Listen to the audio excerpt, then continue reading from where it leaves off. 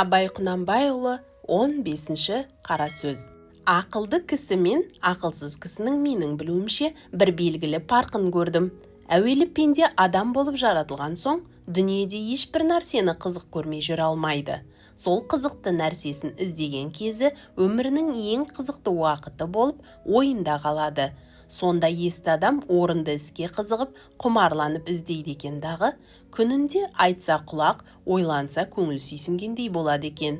Оған бұл өткен өмірдің өкініші де жоқ болады екен. Егер кісі орнын таппай, не болса сол бір баянсыз бағасыз нәрсеге қызығып, құмар болып, өмірінің қызықты қымбатты шағын итқорлықпен өткізіп алады екен дағы, күнінде өкінгені пайда болмайды екен.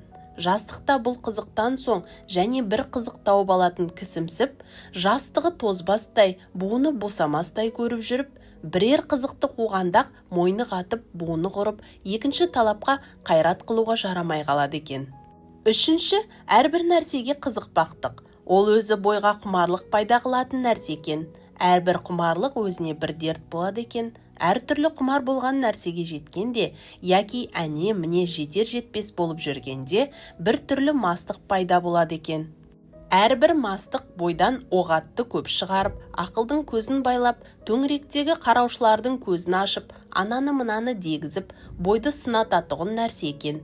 Сол уақытта есті кісілер үлкен кісі есі шықпай, ақылды қолдан жібермей, бойын сынатпай жүріп ізденеді екен. Егер кісілер ер тоқымын тастап, бөркі түсіп қалып, етегі атының жауып кетіп, екі көзі аспанда жынды кісіше шаба беруді біледі екен. Соны көрдім.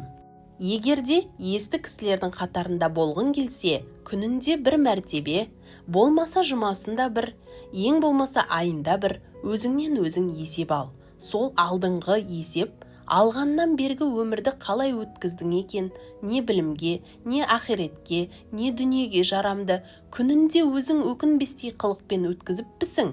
Жоқ, болмаса не қылып өткізгеніңді өзің де білмей қалыппысың.